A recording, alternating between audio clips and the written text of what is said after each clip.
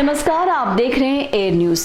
आजकल के digital media के ज़माने में जहां व्हाट्सएप, ट्विटर, इंस्टाग्राम और भी काफ़ी सारी सोशल मीडिया प्लेटफॉर्म लोगों के जीवन में ऐसा बदलाव लेकर आए हैं, जहां एक तरफ इनसे हम दुनिया भर की जानकारियों का आदान प्रदान करते हैं, वहीं दूसरी तरफ कुछ लोग ऐसे भी हैं जो अपनी आपराधिक गतिविधियों को इन्हीं माध्यमों का उपयोग करके अंजाम देते हैं। ऑनलाइन डेटिंग ऐप्स भी इसी कड़ी का हिस्सा है, जहां पर लड़के लड़कियां एक दूसरे के नजदीक आते हैं और ये नजदीकियां एक दिन उन्हें बर्बाद कर देती है या मौत के मुंह में धकेल देती है।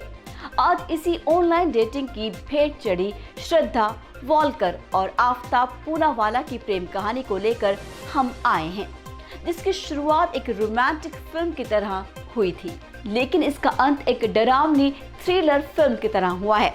आपको बता दें, दोनों ने साल 2018 में मुंबई में एक कॉल सेंटर में काम करते हुए एक डेटिंग ऐप बम्बल के जरिए एक दूसरे से मुलाकात की थी। दोनों को एक दूसरे से प्यार हो गया और वो एक साथ रहने का फैसला कर लिया। इनके इस फैसले से श्रद्धा का परिवार खुश नहीं था, क्योंकि वो अलग अलग धर्मों से थे और वो शादी के बिना एक साथ रह रहे थे। श्रद्धा के पिता विकास वालकर के बार बार घर वापस आने के लिए कहने के बावजूद उनकी श्रद्धा ने बिल्कुल नहीं सुनी और गुस्से में वो दिल्ली में आके आफ्ताब के साथ रहने लग गई।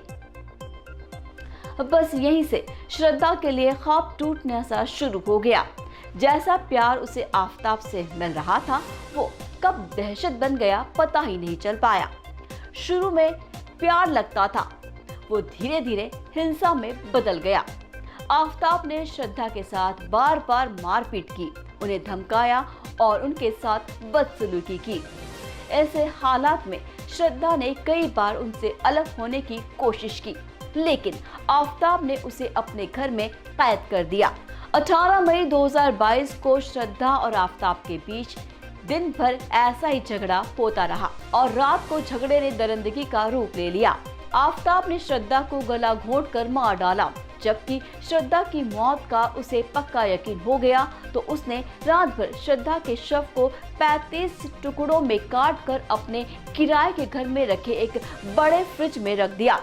जब रात गहरी हो गई और पूरी दिल्ली नींद के आगोश में खो गई, तब आफ्ताब ने मौका देखकर शव के टुकड़ों को रात को जंगल में फेंक दिया। उसने इस तरह श्रद्धा की हत्या का सबूत मिटाने की कोशिश की। श्रद्धा की इस दर्दनाक मौत का किसी को भी अंदेशा नहीं था।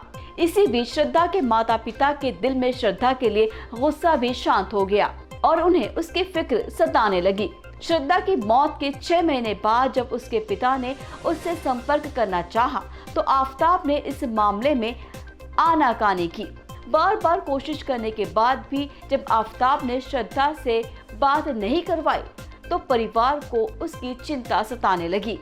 इसके बाद श्रद्धा के पिता ने उनकी गुमशुदगी की शिकायत दर्ज कराई। उन्होंने पुलिस को बताया कि उनकी बेटी का आखिरी बार आफ्ताब से दिल्ली में रहते हुए संपर्क हुआ था। पुलिस ने आफ्ताब को गिरफ्तार कर लिया और हिरासत में उसने अपने जुर्म को कबूल लिया। उसके खुलासे से पूरा देश हैरान था। इस हत्याकांड से राजनीति में भी हलचल मचा दी। हिंदू मुस्लिम लव जिहाद जैसे मुद्दों ने देश को 2 हिस्सों में बांट दिया था। बाकी आफ्ताब के इकरारनामे के बाद पुलिस ने सभी गवाहों और सबूतों के आधार पर इस मामले में एक 6,636 पृष्ठों की चार्जशीट अदालत में पेश की, जिसमें वैज्ञानिक और इलेक्ट्रॉनिक सबूत के साथ साथ ही 100 गवाहों के बयान भी शामिल थे। आफ्ताब को हत्या और सबूत गायब करने के लिए भी भारतीय दंड संहिता की धारा 302 और 201 के तहत आरोपित किया। दिल्ली की साकेत कोर्ट ने 9 मई 2023 को आफ्ताब के खिलाफ इन आरोपों को फ्रेम किया। इसके बाद अगली सुनवाई 1 जून को हुई, जिसमें दिल्ली की साकेत कोर्ट ने आफ्ताब पूनावाला के खिलाफ मुकदमे की सुनवाई शुरू की। प्रोसिक्यूशन ने अपने सबूत और गवाहों को पेश किया। सबूतों के आधार पर अगली सुनवाई 15 जून को तय की गई।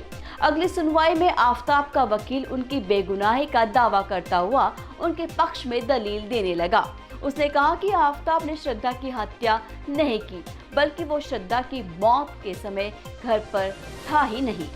30 जून को कोर्ट में श्रद्धा के परिवार के वकील ने आफताब के वकील के दावों को झूठा बताते हुए कहा कि आफताब ने श्रद्धा को जीवित जलाने की कोशिश की, जिसका सबूत श्रद्धा के शरीर में टुकड़ों में जलने के निशान मिले थे। अगली सुनवाई 15 जुलाई को शुरू हुई, जिसमें कोर्ट ने आफताब को फांसी की सजा सुनाई। कोर्ट ने कहा कि ये एक निर्दयी, बर्बर और घृणित अपराध है, जिसके लिए ये सजा भी कम है। आपको बता दें कि श्रद्धा की हत्या ने दिल्ली में लड़कियों के साथ रह रहे ऐसे अपराधों से लोगों में डर और आक्रोश पैदा किया है। इस मामले से हमें ये सीख मिलती है कि ऑनलाइन डेटिंग एप्स का इस्तेमाल करने वाले लोगों को सावधान रहना चाहिए और अपने पार्टनर के बारे में पूरी जानकारी हासिल करनी चाहिए। इसके साथ ही अगर किसी को अपने पार्टनर की हिंसक या असुरक्षित व्यवहार का शिकार होना पड़े तो वो तुरंत ही पुलिस या फिर किसी भरोसेमंद व्यक्ति को जरूर बताए। बाकी बेहतर तो यही है कि अपने परिवार की जानकारी के बिना किसी भी व्यक्ति से किसी भी तरह के संबंध बनाने से पहले दूर ही रहें। अगर श्रद्धा ने अपने माता पिता को अंधेरे में न रखकर आफताब से संबंध न बनाए होते और न ही फालतू की डेटिंग एप्स का इस्तेमाल किया होता तो आज वो जिंदा होती। अब यहाँ पर आपको एक और कैरेक्टर देखने को मिलेगा आफताब का। वो कैरेक्टर ये है कि मर्डर करने के तकरीबन 15 दिन बाद बम्बल से उसने एक लड़की से फ्रेंडशिप की थी। वो लड़की उस फ्लैट में आती है, उस फ्लैट में जहाँ पर वो पहले से आफताब ने श्रद्धा का मर्डर किया था।